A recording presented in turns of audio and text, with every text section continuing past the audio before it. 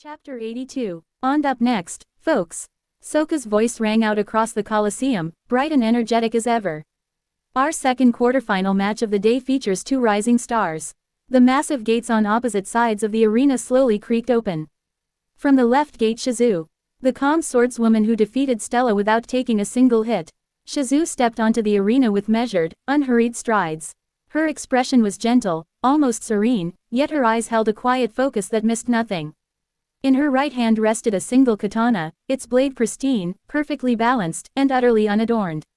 She held it loosely at her side, but any seasoned warrior could tell. Every stance, every breath, every step was already calculated. Pausing briefly, Shizu offered a polite bow toward the stands, toward Rimuru's box. A soft ripple of applause followed, mixed with murmurs of awe. Sokka didn't let the momentum fade. And from the right gate fast, aggressive, and overflowing with fighting spirit. The dual-blade whirlwind, the chaotic princess herself Katarina. Kat burst into the arena like a storm unleashed. Twin swords gleamed in her hands as she spun them once in a flashy flourish before snapping into position. A sharp, fearless grin stretched across her face, eyes blazing with excitement. The crowd erupted instantly. Cheers, whistles, and chants filled the Coliseum as Kat waved one blade high in acknowledgement, feeding off the energy like fuel to a fire. Two sisters, two styles. Calm precision versus untamed momentum. The two girls halted at opposite ends of the arena, facing one another. Shizu slowly raised her katana, resting the blade at a gentle angle before her body, feet firmly grounded, posture loose, almost casual. It was a textbook stance, refined to perfection, one that concealed frightening speed beneath absolute stillness. Kat, by contrast, dropped into a low, aggressive crouch. Her twin swords spread wide, one angled forward, the other drawn back, her weight balanced on the balls of her feet, coiled like a spring ready to snap. The air itself seemed to tighten as their eyes met. Fighters, take your positions, Sokka called. Steel gleamed beneath the Coliseum lights. And when you're ready, the crowd collectively held its breath. Begin. At Sokka's shout, Kat moved. She exploded forward in a blur, the ground cracking faintly beneath her feet as she dashed straight toward Shizu. In a heartbeat she crossed half the arena, blades flashing as she launched into a fierce opening assault, one sword slashing high, the other sweeping in low, a relentless twin strike meant to overwhelm from the very first exchange. Shizu did not retreat. She did not flinch. Only at the last possible instant did she move one smooth step, a whisper of motion as her katana slid free in a single, precise arc. Clang. Steel met steel. Kat felt it immediately. Her attack hadn't missed, but it hadn't landed either. Kat jumped back, clicking her tongue in irritation. Too clean, too precise. Before she could fully reset her stance, Shizu was already gone. To the spectators, it looked as though Shizu vanished, reappearing in the same instant right in front of Kat, moving like a flash of lightning across the arena floor. Her katana rose overhead, then descended in a sharp, decisive downward arc. Kat reacted on pure instinct. Clang! She caught the strike with one blade, arms straining as the impact sent a shock through her body. But she didn't stop there. Twisting her hips, Kat lashed out with her free sword, slashing toward Shizu's exposed side in a swift counterattack. Shizu was already moving. She leapt back, the blade passing through empty air, her feet touching the ground lightly as if she weighed nothing at all. And then, she charged again. No pause, no hesitation. Shizu closed the distance in a breath, her katana sweeping out in a clean, horizontal slash aimed straight for Kat's midsection, precise, controlled, and mercilessly fast. The crowd erupted as steel flashed once more. Kat barely managed to block the horizontal slash, her crossed blades shrieking under the pressure. Before Shizu could press further, she kicked off the ground and leapt back, creating distance in a single smooth motion. The instant Shizu landed, wham! Kat hurled one of her swords straight at her. Shizu twisted aside, the spinning blade slicing through the air where her head had been a moment ago. But Kat was already moving. The moment Shizu shifted sideways to evade, Kat lunged forward, gripping her remaining sword with both hands. Her stance tightened, power flowing from her legs through her shoulders. And she slashed diagonally upward. Too fast. The blade struck. Shizu's body was lifted slightly by the force as she was knocked back, boots skidding across the stone as she retreated several steps, narrowly keeping her footing. The crowd gasped. For the first time, Shizu had been hit. Shizu took a single step back. She glanced down at her side where the blade had struck, blood seeping through torn fabric. For a brief moment, the arena was silent. Then, a soft, emerald green light bloomed from her hand. It flowed gently over the wound, not violent or explosive, but steady and absolute. The gash closed before the crowd's eyes, skin knitting together as if time itself were being reversed. The light faded. At the same time, the torn fabric of her outfit began to move on its own. Threads pulled together, seams reformed, and within seconds her clothes were restored pristine, unmarked, as though the attack had never happened. Shizue lifted her head. Her expression hadn't changed. No anger, no panic, only quiet resolve. The arena erupted, healed, her wound just vanished. That wasn't a potion, she did that herself. Shizue exhaled softly. Then, to everyone's surprise, she lowered her katana. Her gaze shifted toward the Soka. Soka, she said calmly, her voice carrying clearly across the arena, I accept defeat. For a heartbeat, the Colosseum froze. Soka blinked, genuinely stunned. After a brief, flustered pause, she raised her mic again. Well, if that's the case, then the winner of this match is Katarina. A wave of cheers rolled through the stands. But Kat wasn't cheering. She stared at Shizue, eyes wide, mouth slightly open. Why? Kat demanded, her brows knitting together. Why are you giving up? Shizue turned slightly, answering with the same casual tone she'd used moments ago. Your attack hit me. Therefore, you won. Kat's shock deepened. Wah, that's not how it works. She protested. You're supposed to fight me properly. You healed. You were fine. Shizue didn't respond. She simply turned her back, katana resting at her side, and walked toward the exit gate without another word. Kat stood there for a second longer, fists clenched, cheeks puffed out in a pout. Hey, wait up, she snapped, then hurried after her, still clearly dissatisfied. The crowd was left buzzing, confused, impressed, and more than a little unsettled. The murmurs from the previous match had barely settled when Soka's voice rang out once more, louder and sharper than before. And ladies and gentlemen, brace yourselves, because our third quarterfinal match is about to begin. The audience erupted into cheers, excitement rippling through the Colosseum. From the left gate the mysterious warrior whose true identity remains unknown, the lion mask.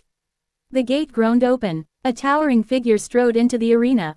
The crowd exploded. Soka waited patiently as the roar slowly died down before lifting her mic again, and from the right gate representing Tempest. The opposite gate opened quietly. A lone maid stepped forward. She is the personal attendant of Demon Lord Rimuru, undefeated in her previous rounds, the knight who boldly declared her love for Lady Rimuru and swore she would win this tournament, Lady Seal. The moment her name was spoken, the crowd surged into cheers of a different kind, excited, curious, and emotional. Seal entered the arena with measured, elegant steps. She wore her classic black and white maid uniform, every brass button polished to perfection. A smooth mask concealed her entire face, unreadable and flawless. Her hands were folded calmly in front of her, posture straight and dignified, almost regal. Soka raised her voice once more, grinning as she leaned into the drama. Will she win this match and the tournament, claiming her prize, the right to marry Lady Rimuru? The crowd erupted again. Or, Soka paused, letting the tension stretch. Will her love remain unrequited? The Colosseum buzzed with anticipation as both fighters took their positions. The air itself felt heavy. Begin. The instant Soka's shout echoed through the Colosseum. Seal moved. There was no warning, no flourish, no stance. In a single, fluid motion, her hand slipped to her sword and steel flashed. The lion mask barely had time to react. A swoosh rang out as he twisted his body just enough for the blade to skim past his mask, the tip slicing cleanly through the air where his head had been a heartbeat earlier. The crowd gasped. She already attacked. That was too fast. The lion mask skidded back half a step, boots digging into the stone as he tried to regain his balance. But Seal was already there. Another strike, and another. Her blade moved with terrifying efficiency, each swing perfectly measured, vertical, horizontal, diagonal, no wasted motion, no hesitation. The attacks came in a seamless chain, flowing like a single continuous sentence written in steel. The lion mask raised his arms to block. Clang! The impact sent a shock through his entire body, boots scraping against the arena floor as he was forced backward. Before he could steady himself. Clang clang! 2 more strikes crashed into his guard, one high, one low, forcing him into an awkward stagger. She's not letting him breathe. He can't even counter. The lion mask tried to swing back, muscles tensing as he threw a powerful retaliatory strike. But Seal had already stepped inside his reach. Her blade flicked upward, knocking his attack aside, and she flowed past him like a whisper of silk. Another cut followed instantly. The lion mask twisted away, barely avoiding a clean hit, landing heavily several steps back as he finally managed to create distance. His chest rose and fell once. Twice. Seal, meanwhile, had already returned to her calm stance. Sword lowered. Posture perfect. Mask unreadable. The arena was dead silent. He hasn't landed a single hit, someone whispered. And the match had only just begun. The lion mask drew in a deep breath. For the first time since the match began, magic surged. A golden burst of mystical force flared around his right hand, dense, compressed, roaring with power for just a fleeting instant. The air distorted, pressure crashing outward as the energy locked itself into his arm. The lion mask exploded forward, stone cracking beneath his feet as he charged at full speed, his empowered strike aimed straight at Ciel's centerline. Yet, Ciel did not raise her sword. She did not brace. She did not even turn to face him. Instead, she spun. It was a smooth, elegant pivot, skirts and ribbon flaring outward as if caught by a gentle breeze. In the same motion, her leg rose. A perfect roundhouse kick. Crack. The impact landed cleanly against the lion mask's torso before his attack could even form. The golden energy shattered on contact, dispersing like broken glass as his body was hurled sideways. He flew. The lion mask smashed across the arena, skidding violently before slamming into the edge of the Colosseum, stone erupting where his body struck. The entire arena froze. Ciel landed lightly, already facing him again, posture immaculate as her skirt settled back into place. Her sword remained untouched in her hand. Calm, unmoved, untouched. The lion mask struggled to push himself up at the arena's edge, clearly shaken. Only then did the audience truly understand. This wasn't a contest of strength. This was a demonstration of power. Before the lion mask could fully rise, Ciel moved. She extended both hands, fingers tracing intricate, impossibly precise geometries through the air. Lines of light followed her motion, intersecting, folding, and layering until a complex, three-dimensional magic circle manifested, vast, luminous, and physically present. It expanded outward and then locked into place. At its very center stood the lion mask, frozen mid-motion, the pressure alone forcing him back to one knee. The arena went deathly silent. Ciel's voice rang out clear, beautiful, and utterly devoid of hesitation. "Let me provide you a prayer to the divine. I hope and desire the power of the Holy Spirits. Hear my appeal, and overcome all that stands in your way." The magic circle blazed. Disintegration. The response was immediate. A divine radiance erupted from Ciel's hands, flooding the circle in blinding white light. The power was absolute, designed not to explode, not to scatter, but to erase. Matter unraveled. Magic collapsed. Even spiritual presence began to dissolve, crushed and purified simultaneously. It was the ultimate form of targeted destruction, holy energy pouring through the circle at near light speed, annihilating cells, concepts, and souls alike, leaving nothing behind. The audience could not even scream. And then, at the very edge of annihilation, the lion mask leapt. With a desperate burst of motion, he hurled himself beyond the boundary of the spell just as the circle collapsed inward. The light imploded, vanishing in a silent flash. Dust settled. The lion mask tumbled across the arena floor, battered, scorched, armor cracked but alive. Silence followed. Slowly, Ciel lowered her hands. Whether it had been luck, or whether, at the final instant, Ciel had allowed him to escape, only she knew. She stood exactly where she had been before, posture pristine, sword still unused. The message was unmistakable. She could have erased him. She chose not to. For a heartbeat, the entire Colosseum froze. Then, chaos. What was that? Disintegration. She just used disintegration, didn't she? Who know, what is she? A monster using holy magic? That's impossible. The stands erupted into shouting, disbelief, panic, and awe all at once. Some people were standing, others had fallen back into their seats. A few looked genuinely pale, as if they'd just watched the laws of the world crack open in front of them. Meanwhile, in the VIP box. What the? Rimuru's voice came out sharper than she intended, her eyes fixed on the arena below. That was disintegration, she muttered. It appears, Ren said calmly from behind her, unperturbed as she poured tea with perfect precision, that Sir Carrion somehow managed to anger Lady Ciel. Rimuru slowly turned her head. "How? I cannot say," she replied with impeccable neutrality. That said, she did not appear sufficiently angered to erase him entirely. Rimuru swallowed. Why would Seal do that? She had already proven herself. She didn't need to go that far.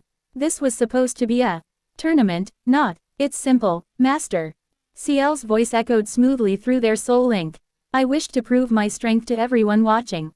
And Carrion happened to be the perfect target. Silence. A cold sweat slid down Rimuru's back.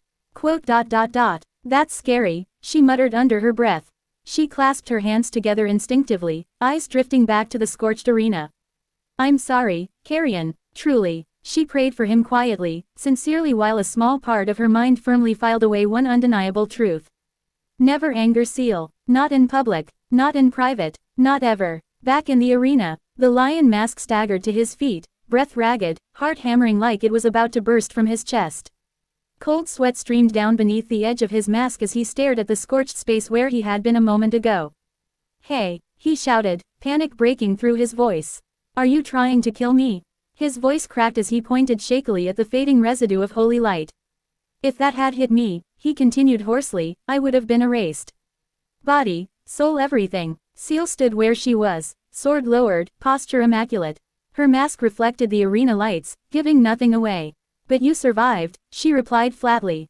Not mocking, not defensive, simply stating a fact. The lion mask froze. Slowly, he turned his head toward the VIP box.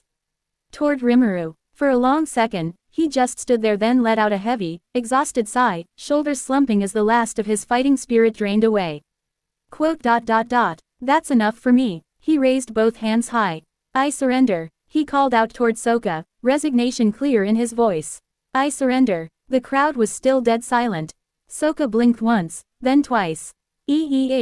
She quickly recovered, snapping back into announcer mode. With that declaration, the winner of this match is Lady Seal. Cheers erupted again, louder than before, but this time they were tinged with fear. Because everyone in the arena had just learned something important. The reason Seal was regarded as the Demon Lord's closet person. She was strong, overwhelmingly so. Strong enough that no ordinary individual could hope to defeat her. There were a few who confidently claimed that Hiro Masayuki might be able to best her.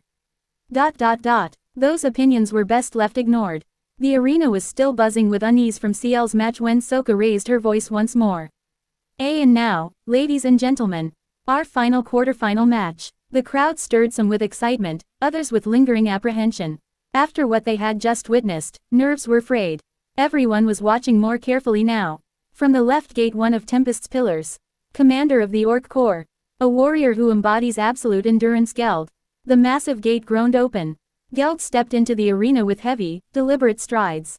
His towering frame seemed to absorb the light around him, each step measured, unhurried. His armor was plain and practical, bearing the scars of countless battles fought in Tempest's name. Strength radiated from him, not explosive, not flashy, but immovable. He paused. Lowering his head slightly, Geld offered a silent bow toward the VIP box. Then he turned, squaring himself to the arena. The crowd erupted. Sir Geld, Commander Geld, show them what Tempest's shield can do.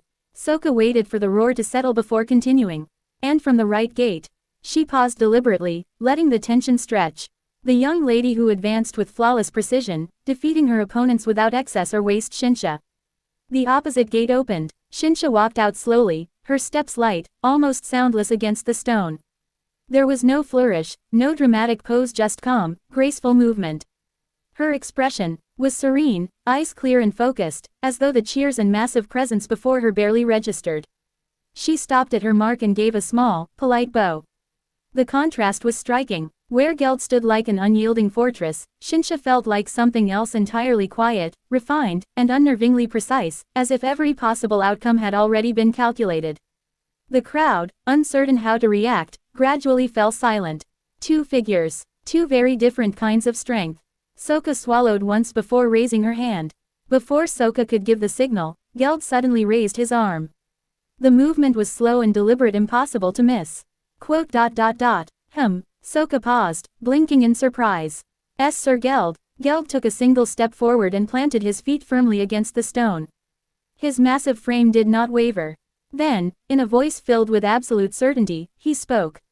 I would like to surrender. Wah. For a heartbeat, the arena froze. Soka stared at him, utterly baffled. Shinsha tilted her head slightly.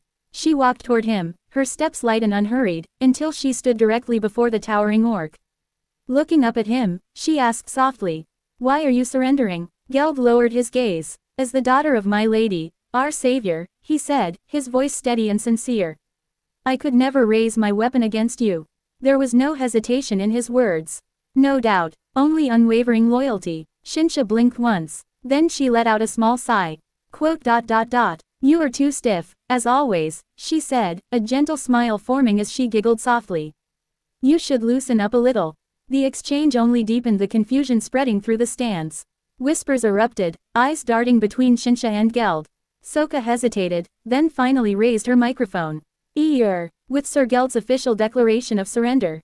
She swallowed. "The winner of this match is Shinsha." For a split second, there was silence. Then, "What? He surrendered?" Sir Geld. A wave of astonishment swept through the Colosseum as realization set in. Geld Tempest's unbreakable shield had surrendered without even crossing blades. At the center of it all, Shinsha stood quietly, unaffected by the uproar. Geld stepped back, posture respectful as ever. And just like that, the quarterfinals came to a close. Rimuru's POV. With Geld's surrender, day 6 of the festival came to an end. Tomorrow promised the semifinals, then the finals. The arena had emptied, streets buzzing with chatter and laughter as people recounted the day's bouts. Everyone seemed lighter, smiles everywhere. The same cheerful atmosphere carried over to our own dinner, where we enjoyed a multi-course meal among other VIPs. The air was full of discussion about the matches, strategies, and rising stars, with expectations sky high for the final bouts tomorrow. At my table, the conversation veered toward my personal circle. "That was so great. Miss Seal looked so cool." Alice's eyes sparkled, practically bouncing in her seat. "Miss Tempest, are you truly going to marry her?" Chloe asked. Her gaze dropped for a moment, the question carrying more weight than it should have. "Of course. I promised her if she wins, she gets me," I replied, grinning. "But, aren't you both females?" Kenya asked, clearly confused. "So what?" I replied with a shrug. "There isn't any rule saying I can't." "True," Kenya said slowly, still a little bewildered. "But, it's hard to believe." I just chuckled. "So, how was the tournament?" I asked, deliberately changing the topic. "Did you all enjoy it?" The effect was immediate. "Yes, it was amazing. Did you see that magic?" "I liked the swords one best." The kids lit up all at once, voices overlapping as they eagerly launched into animated retellings of their favorite moments. Mission accomplished. With them thoroughly distracted, I finally turned my attention to the food on the table. Instead of the usual elaborate multicourse spread, tonight's dinner was clearly designed with children in mind. A fried shrimp special sat front and center, golden and crisp, accompanied by thick slices of meatloaf steak and cream-filled croquettes.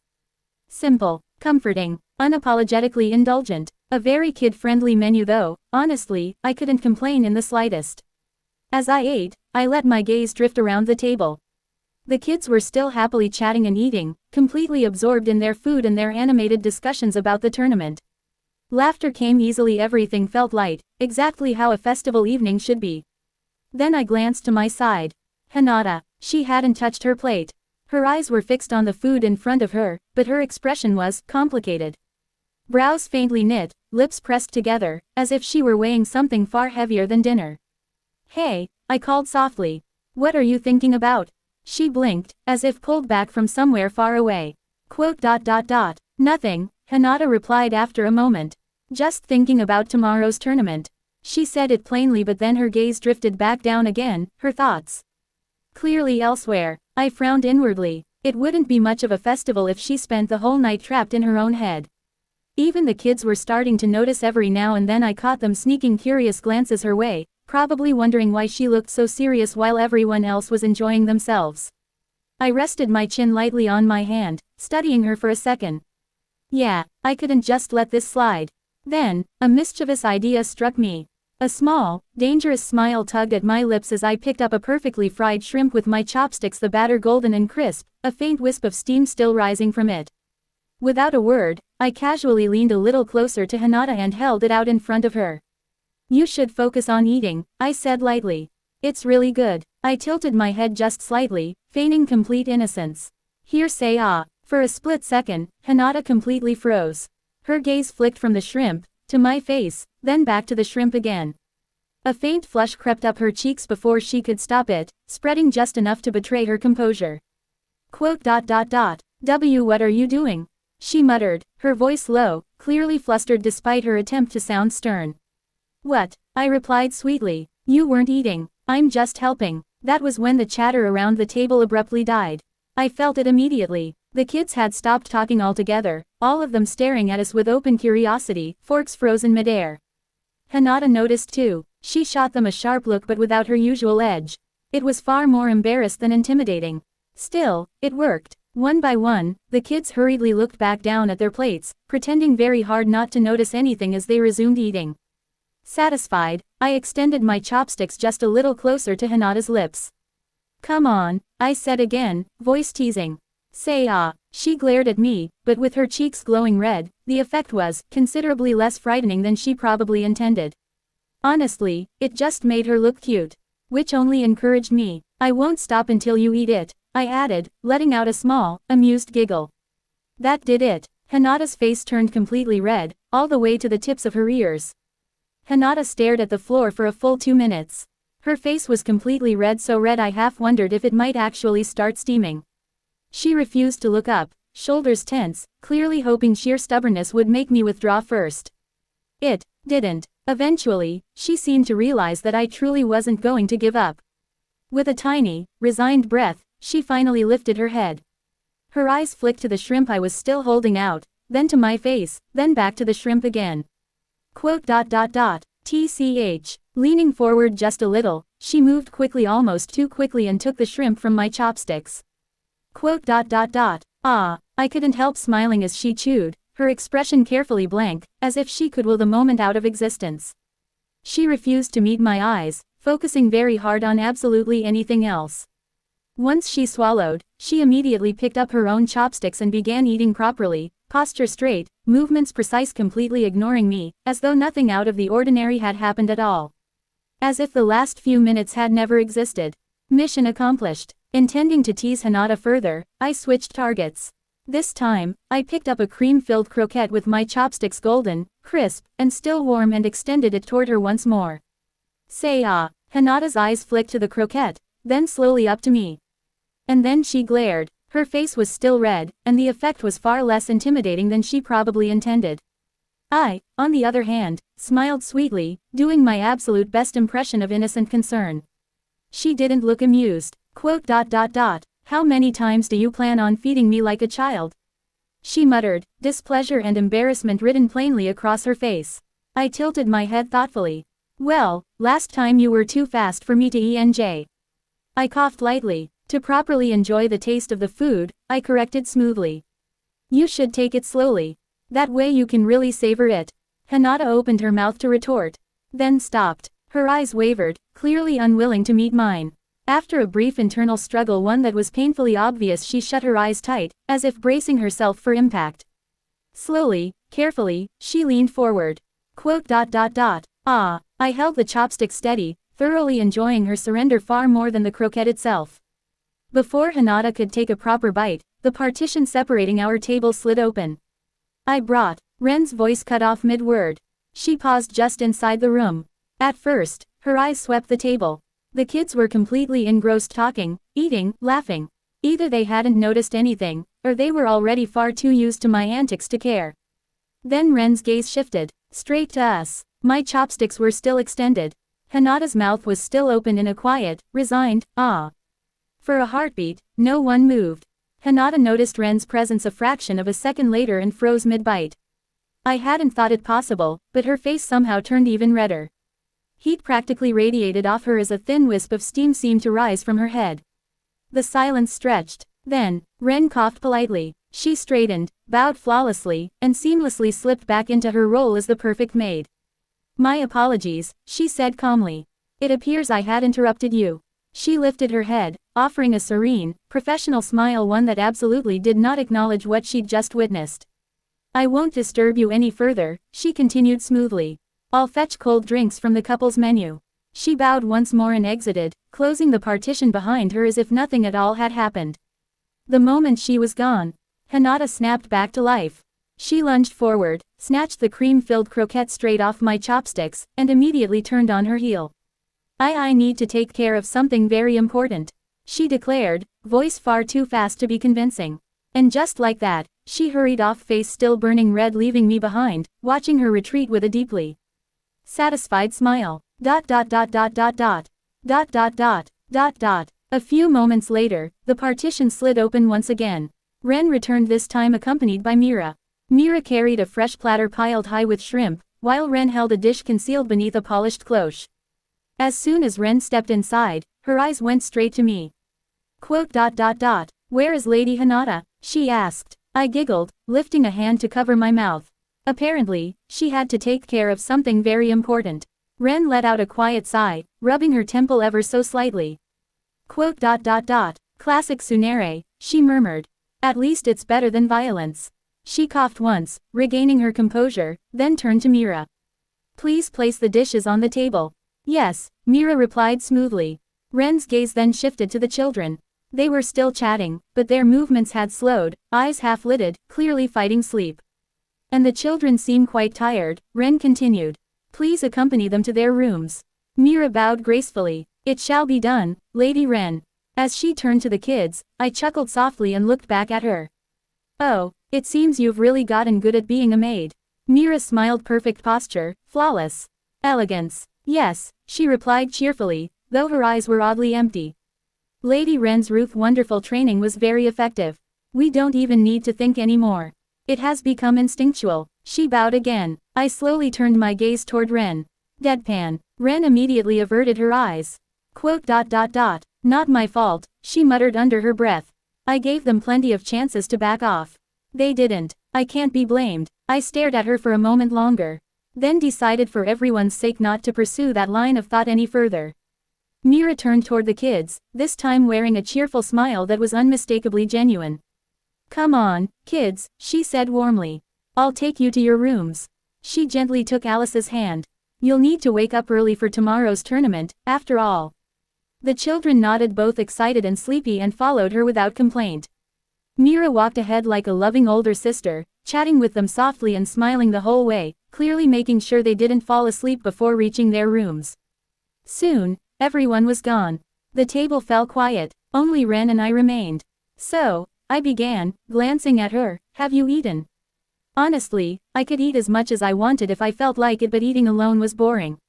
"No," Ren replied immediately, as if the answer were obvious. "I could not eat until my master finished her meal." I sighed. "Of course. Some maid code nonsense." "Then eat with me," I said, smiling. "It's not fun eating alone." Ren looked at me. Then very deliberately she slumped her shoulders and adopted the most pitiful expression imaginable. "How could I possibly do that?" she said dramatically. "I am merely a lowly maid who dared to scold her ruler. It would be far too embarrassing for you to sit and dine with someone like me." She clasped her hands together, going even further.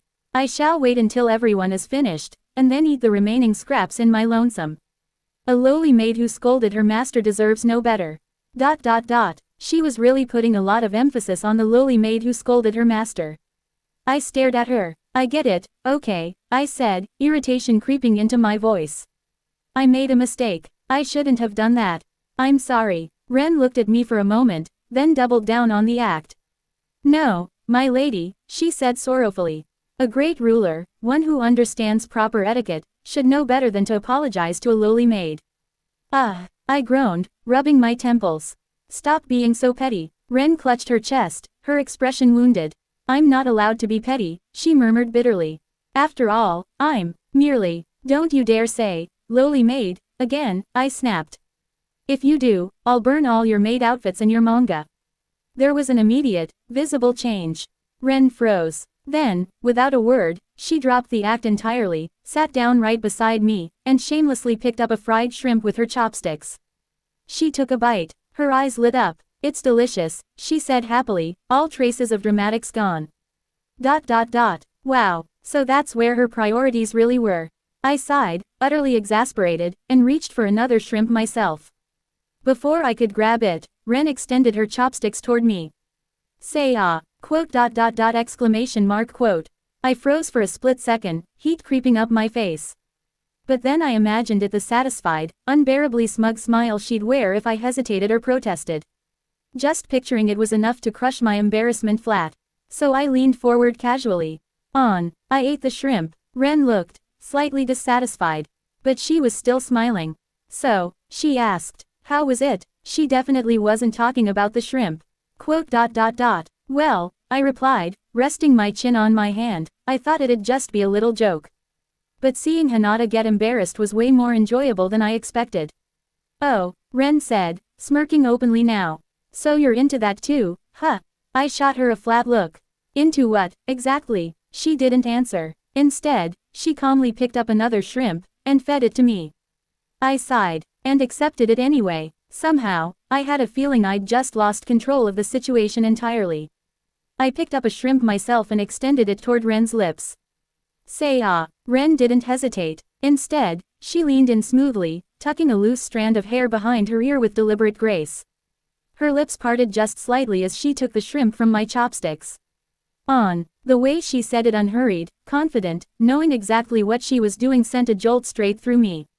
Heat rushed to my face. I tried to look away. Tried to act normal. Failed. Ren noticed immediately. Her eyes narrowed just a touch, a smug curve forming at the corner of her lips. Oh, she murmured. My lady, are you embarrassed? See, come on. I protested, pointing accusingly at her. Why don't you ever get embarrassed? She tilted her head, resting her cheek lightly against her palm. Because, she replied sweetly, utterly unapologetic. I'm doing this on purpose. Her smile widened just a fraction. I didn't mean that, I said, rubbing my temple. You didn't even get embarrassed when I fed you. Ren shrugged lightly, entirely unfazed. I've read enough questionable texts to know all about the so-called unspeakable acts maids are allegedly forced to perform for their masters, she said breezily, a soft giggle following. So I am mentally prepared. She leaned back slightly, eyes glinting with amusement. Besides, she continued, I'm not Lady Seal. And I'm certainly not Lady Hinata. If you think you can embarrass me that easily, then you're gravely mistaken, my lady. I let out a long sigh. There was absolutely no winning with her. Still, despite myself, the faint upward curve of my lips gave me away. I was enjoying this far more than I cared to admit. I wish Seal and the kids were here, I said softly. Ren nodded, looking genuinely pleased. Don't worry, they're enjoying themselves. At least Cat was. I asked, curiosity piqued. What do you mean? She smiled, clearly enjoying the role of informant. Apparently, after the tournament ended, Cat vanished. Shizu and Shinsha were quite worried and started looking for her. I was already shifting in my seat, ready to stand, when Ren calmly raised a hand to stop me. Relax, she continued. Cat was found in the labyrinth with Lady Milam. I sighed, sinking back into my chair. Yeah, that does sound like her. Ren inclined her head. She seemed to be having a wonderful time training Gobta, from what I heard. I rubbed my forehead. Poor Gobta. There's more, Ren added casually, as though mentioning the weather. Lady Milam suspects you have some sort of connection with Cat. And the others. My hand paused mid-motion. She said their souls felt similar to yours, Ren went on. I don't believe she intends to tell anyone else, so it shouldn't become an issue. However, her gaze sharpened slightly. She also suspects something about Lady Seal. I exhaled slowly. Of course she does. I suggest clarifying things with her, Ren said calmly. Just to be safe. Lady Milam isn't the type to spread secrets maliciously, but she is the type to say dangerous truths without realizing it. I nodded. Yeah, I'll talk to her. Ren smiled faintly, satisfied. After finishing the last of the shrimp, my gaze drifted toward the dish still covered by a silver cloche. What's in that? I asked, curiosity winning out. Ren glanced at it, then smiled with unmistakable mischief. That was supposed to be a special couple's drink. I brought it as a joke, she said lightly. But sadly, Lady Tsunere ran away before she could enjoy it. I chose to very deliberately ignore the comment about Hinata and lifted the cloche. Inside was a single tall glass, chilled and faintly misted, filled with a softly glowing pastel drink, something fruity and sweet smelling. What caught my attention immediately, however, was the straw. No straws. Two thin glass straws rose from the drink, curving outward before looping back toward each other, intertwined into the shape of a heart. The two ends stopped just a breath apart, close enough that anyone using them would have to lean in, very close. I stared at it for a second longer than necessary. That's not a joke, I muttered. Ren covered her mouth with one hand, shoulders shaking slightly. It absolutely is. A very well-designed one. The drink sat innocently between us, quiet, pink, and undeniably dangerous. Let's try it, I said, unable to hide the excitement in my voice. Ren immediately straightened, her expression cooling. I'm afraid I must decline. It's time, I have some very important work to attend to. She stood up smoothly, as if the matter were settled. I looked up at her. She was pointedly not meeting my gaze. And then I saw it just for a split second. A faint hint of pink on her cheeks. Oh, that caught me completely off guard. So she can get embarrassed. Well then, there was no way I was letting her escape now. Aratilda, I said deliberately, tilting my head. Ren-chan, are you embarrassed? She froze. A moment later, she turned back to me, looking me straight in the eyes. Embarrassed, she replied coolly. That must be your imagination, my lady. Her voice was steady. Her eyes, however, twitched just slightly. Caught. Then why not have the drink with me? I asked innocently. As I said, she replied quickly, eyes shifting away again, I am very busy. Oh, I leaned back a little, smiling wider. So, Tsunere-chan is scared of getting embarrassed. Soon. Ren blurted out. I'm not scared, it's just. Before she could scramble together an excuse, I cut in. How disappointing. I let the words hang, my expression openly crestfallen. I always thought maids were elegant, brave, and never refused their master anything. I even shook my head dramatically for emphasis. Ren stiffened as if she'd been struck by an arrow straight through the heart. Very well, my lady, she said after a beat, her tone suddenly firm, too firm. Refusing now would tarnish my pride and reputation as a maid. I cannot allow that. With that, she sat down beside me. Very close. She lifted her chin, meeting my gaze. Directly. Her cheeks were faintly pink now, but her eyes burned with stubborn resolve as if this were a duel she absolutely intended to win. Proceed, she said. I lifted the glass and held it between us. That's when I realized. Oh, this was a terrible mistake. Up close, the problem was painfully obvious. The drink had two straws twisted into a heart shape and the distance between their ends was ridiculously short. To drink it properly, we'd have to lean in. Very close. Uncomfortably close. Our faces would practically touch. My brain screamed abort mission, but it was far too late for that now. Retreating here would be a complete loss. My pride simply wouldn't survive it. I glanced at Ren. She had noticed it too. I could tell from the way her eyes narrowed, just a fraction, calculating, assessing the situation. Then she smirked. You aren't getting cold feet, are you, my lady? She asked smoothly. A pause. If you're embarrassed, she added, clearly offering me one last escape route, we can stop. I wanted to say yes. I really did. But pride is a terrifying thing. Not at all, I replied, smiling as confidently as I could manage. I'm looking forward to it. My eyes twitched ever so slightly. Ren's lips curved upward. Hers did too. At this point, neither of us could back down. Our pride wouldn't allow it. We both leaned forward, and the moment our mouths touched our respective straws, our noses brushed against each other. Way too close. By the end of it, my face had turned a deep, furious red, steam seemed to rise off me. Ren didn't smirk, didn't tease, she was in exactly the same boat. Her cheeks were flushed just as intensely. We sat there for a moment, staring at each other, both utterly mortified, and then immediately averted our gaze. There was no room to tease the other, our pride and embarrassment tied our tongues. I started, hesitant. Don't say it, Ren interrupted immediately, her tone firm, cutting me off. After that, silence fell between us. We just sat there, frozen in place, not daring to make eye contact, both staring down at the floor, our faces still burning from sharing drink. To be continued.